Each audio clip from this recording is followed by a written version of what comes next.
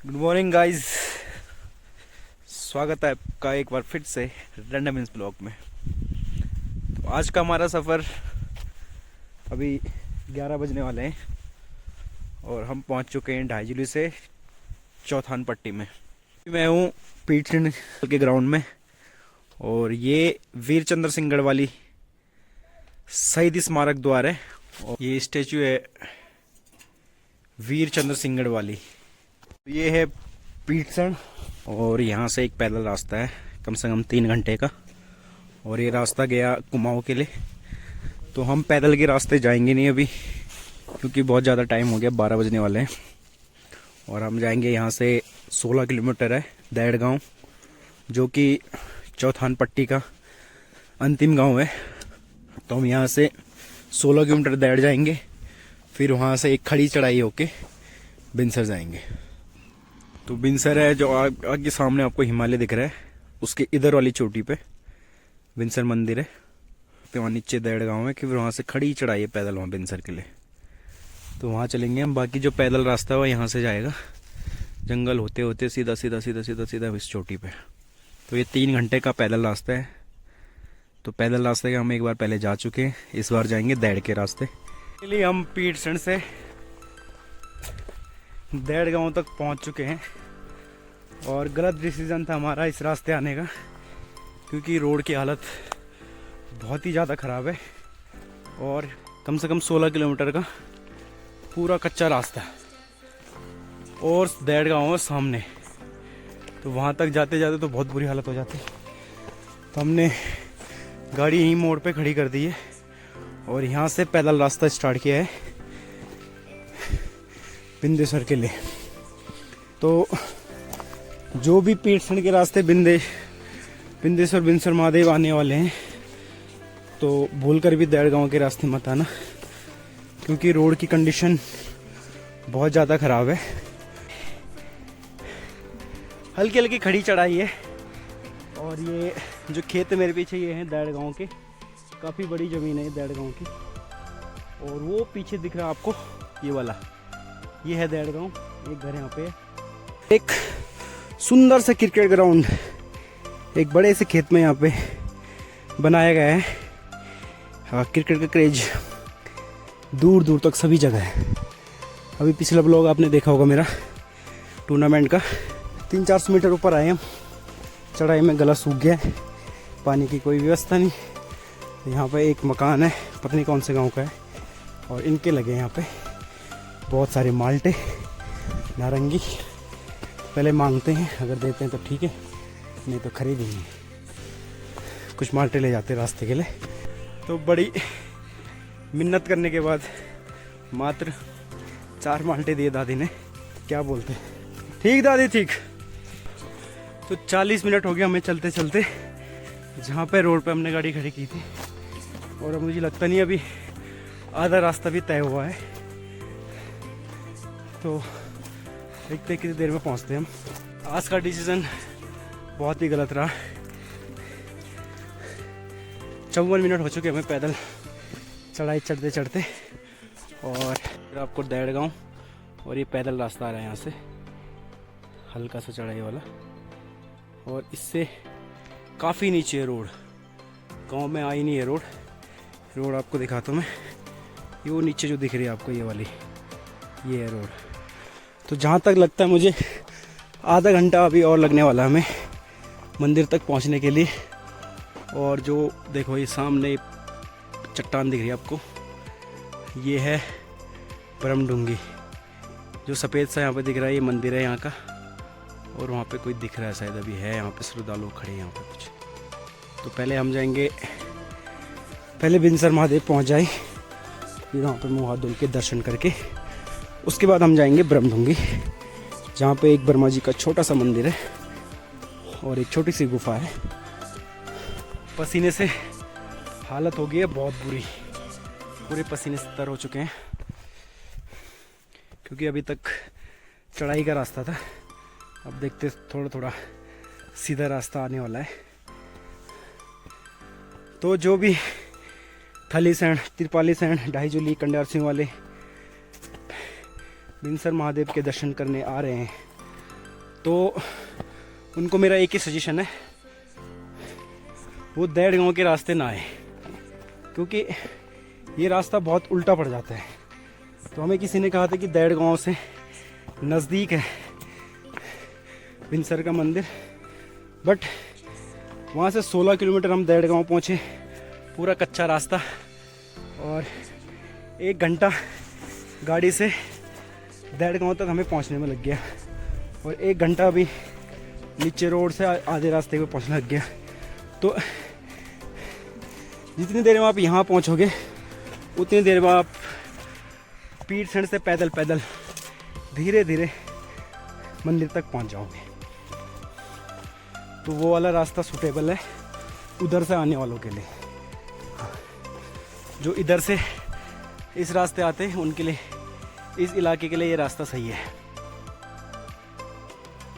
तो अगली बार से पीरसैंड के रास्ते ही आना है, इस रास्ते भूलकर भी नहीं आना है। एक तो रोड कच्ची है और चढ़ाई का रास्ता है।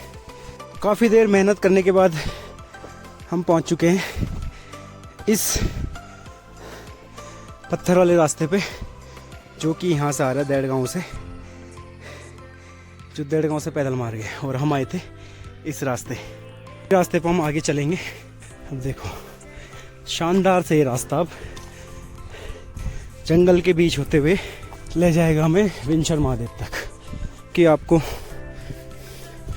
चौथान, ढाईजुली,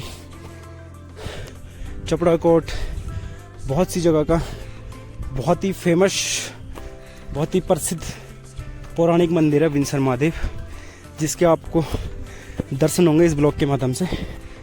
तो दर्शन करके ही वीडियो को स्किप कीजिएगा।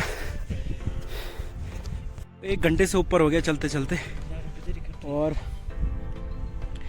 गला सूख गया, पानी लाए नहीं, जो माल्टे लिए थे वो खा रहे। अब अभी भी मंदिर का कुछ अता पता चल नहीं रहा है, कोई घंटियों की आवाज़ कुछ नहीं। तो अभी खाएंगे माल्टे, एक माल्टे खा के फिर चलते हैं। रेस्ट करने के बाद, माल्टा खाने के बाद फिर से हम चल पड़े मंदिर के रास्ते में। और यहाँ पे छोटे छोटे अखरोट के बहुत सारे पेड़ हैं, जंगली अखरोट के। देखो ये सारे अखरोट के पेड़। तो एक छोटा सा शॉर्टकट लेने के बाद फिर से हम पहुँच चुके हैं खच्चर पैदल रास्ते पे, और सीधा सा ये रास्ता बिना चढ़ाई वाला मंदिर की ओर जाते हुए। काफ़ी घना जंगल है देवदार का, और काफ़ी लंबे लंबे पेड़ इसमें देवदार के, और इन देवदार के घने जंगल के बीच है बिंदेश्वर महादेव, जिसकी स्थापना पांडवों ने अपने काल में की थी। सुकून और शांत भरा ये रास्ता, सिर्फ छोटे छोटे पक्षियों की आवाज़ आपको सुनने को मिलेगी, बाकी शांत रास्ता। और ऐसे रास्ते पर ट्रैवल करने का मज़ा ही कुछ और है। तो फाइनली हम पहुंचने वाले मंदिर के समीप, क्योंकि यहाँ से ये इंटरलॉक टाइल्स वाला रास्ता स्टार्ट हो गया है, और कुछ ही देर में आ जाएगा मंदिर, ये घने से देवदार के वृक्षों के बीच। काफ़ी सुंदर मंदिर है, अभी मंदिर का रिनोवेशन हुआ है। तो फाइनली पूरा 1.5 घंटा पैदल चलने के बाद पहुंच चुके हैं हम मंदिर के समीप। मुख्य द्वार पर गणेश जी की मूर्ति है, क्योंकि सबसे पहले पूजनीय भगवान है गणेश जी। विंसर का गेट, और सामने है मंदिर। मंदिर से दर्शन करने से पहले यहाँ पे नेचुरल पानी का रिसोर्सेस, 3 धारे पानी की, यहाँ पे पहले हाथ पांव धुले जाते, उसके बाद दर्शन किए जाते मंदिर के। तो पहले हाथ पांव धुलते, उसके बाद आपको दर्शन कराते मंदिर के। तो बहुत सारे यहाँ पे घंटियाँ लगी हुई है, और ये है सामने से मंदिर बिंदेश्वर महादेव। तो फाइनली पंडित जी आ गए थे, पुजारी जी, उन्होंने मंदिर के दर्शन हमसे करवा। ना हम तो कोई नहीं आना पैदल कोई दिखे नहीं ना ना गाड़ी नहीं चाहूँ। तो फाइनली पुजारी जी आ गए थे, दर्शन हो गए, हमें लगा मंदिर बंद आज। तो काफ़ी मेहनत करने के बाद फाइनली दर्शन भी हो गए, क्योंकि पुजारी जी यहीं थे कुटिया में और उन्होंने मंदिर का केवाड़ खोल के दर्शन करवा देते। तो इतनी दूर से आने का जो हमारा मकसद था वो पूरा हुआ। अब नीचे आपको दिखाता हूँ, नीचे मंदिर के कुछ और छोटे छोटे मंदिर जो नीचे प्रांगण में है, उनके दर्शन कराने के बाद फिर हम चलेंगे ब्रह्मडुंगी। ऐसा शिवालय ये, ओम नमः शिवाय। एक छोटा सा मंदिर है मंदिर प्रांगण के नीचे, मेन मंदिर के नीचे कुछ शिवलिंग यहाँ पे हैं। एक शिवलिंग यहाँ पे है, ये बजरंगबली की मूर्ति, और ये है नंदी महाराज।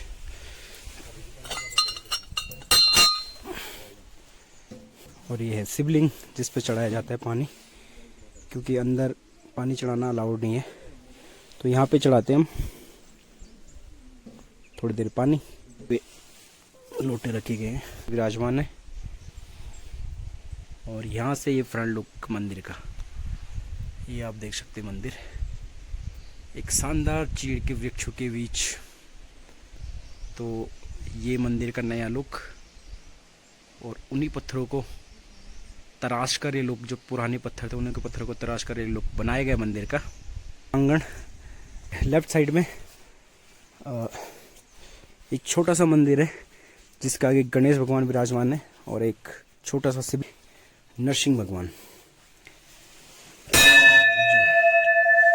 और मंदिर के दाईं साइड में एक छोटा सा मंदिर और बनाया गया है, और उसके अंदर है स्वयं एक शिवलिंग। ये मंदिर का पीछे का आर्किटेक्चर डिज़ाइन, इस वृक्ष की लंबाई के बराबर ये मंदिर हुआ करता था किसी ज़माने में। तो अभी मंदिर की जो हाइट है वो घट गई है।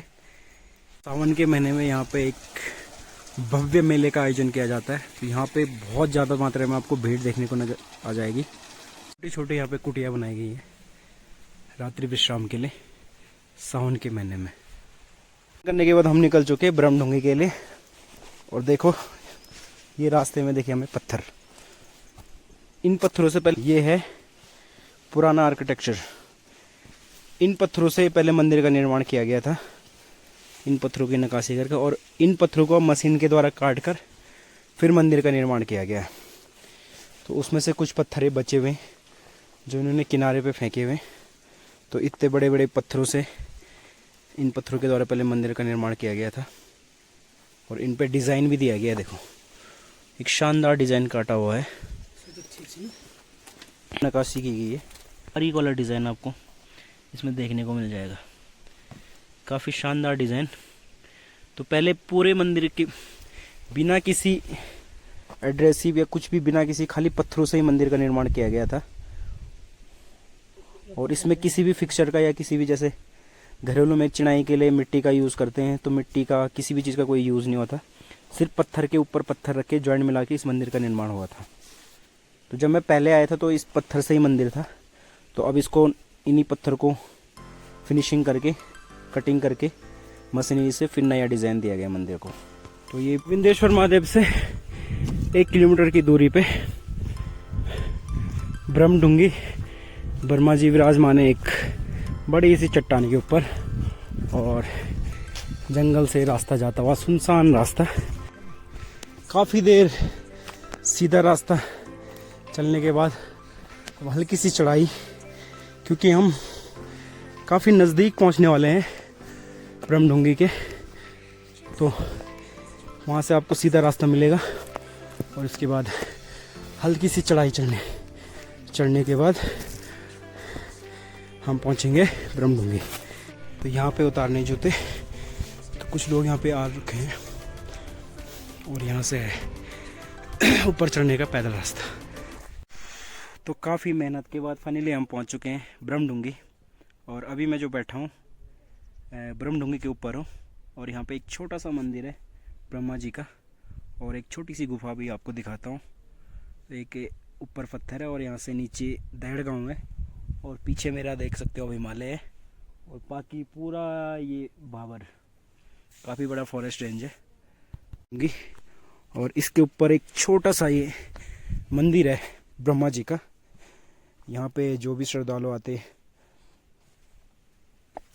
भेड़ चढ़ा के, ये छोटा सा मंदिर ब्रह्मा जी का। यहाँ पे जो लेडीज़ लोग आते हैं अपनी मालाएं कुछ बांध बूंद के चले जाते हैं। और अभी मैं आपको दिखाता हूँ, यहाँ है गुफा और इस गुफा में एक चक्कर लगाना कंपलसरी होता है। काफ़ी रिस्क भरा रास्ता है तो थोड़ा संभल कर चलना पड़ेगा क्योंकि ये खड़ी चट्टान है और इसके नीचे पूरी खाई है।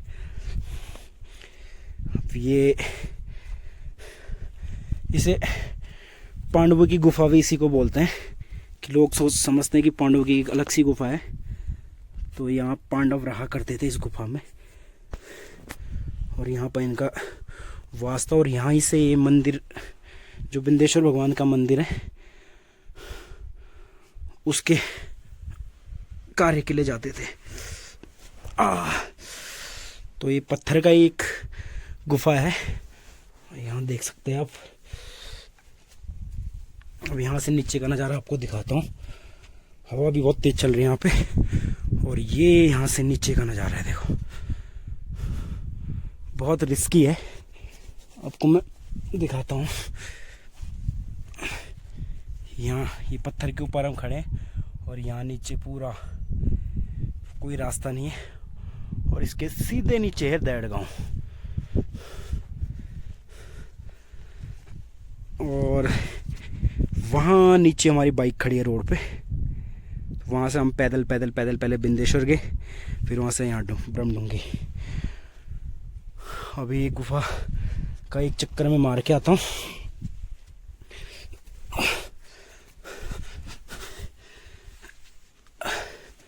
ये पांडव गुफा शिव शंभू।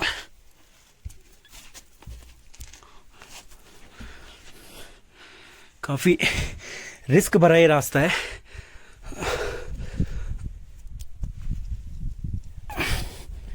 पूरा लेट के जाना पड़ेगा। यहाँ नीचे गहरी खाई और फिर इस रास्ते यहाँ से ऊपर। फिर ऊपर चढ़ने में बड़ी दिक्कत होगी क्योंकि इस पत्थर पे चढ़ के फिसलन बहुत हो रखी है और मैंने पहने हैं सॉक्स। क्या पता सॉक्स और फिसले। क्या करूं, कुछ पकड़ने का साधन है नहीं। ऐसे चढ़ा नहीं जा रहा ऊपर। ये पत्थर भी निकल रहा है, कैसे चढ़ा जाए। तो काफ़ी मेहनत करने के बाद यहाँ से चढ़ पाया हूँ और यहाँ से चढ़ने के बाद फिर मैं पहुँच गया हूँ यहीं पे जहाँ से मैं नीचे गया था। और यहाँ से जाते हैं अब इस पत्थर पर। ये है नज़ारा, पूरा फॉरेस्ट व्यू और सामने है हिमालय। यह है ब्रह्मडुंगी का एक शानदार सा नज़ारा। चारों तरफ फॉरेस्ट और उसके बीच एक बड़ी सी चट्टान के ऊपर छोटा सा एक मंदिर ब्रह्मा जी का। अभी बज चुके हैं 3:30, तो हमें अभी बहुत दूर जाना है, कम से कम 60 से 70 किलोमीटर दूर जाना है और 3 से 4 किलोमीटर पैदल जाना है, उसके बाद बाइक से। तो आज का ब्लॉग करते हैं यहीं पे ख़त्म। तो बहुत बहुत धन्यवाद पूरा ब्लॉग देखने के लिए। तो प्लीज़ चैनल को सब्सक्राइब करना ना भूलें और अधिक से अधिक लोगों तक एक वीडियो शेयर कीजिएगा ताकि जिनको विंध्येश्वर और ब्रह्मडुंगी के बारे में पता ना हो वो भी इस वीडियो के माध्यम से पता करे और दर्शन करने आए विंध्येश्वर भगवान के। तो मिलते हैं नेक्स्ट वीडियो में।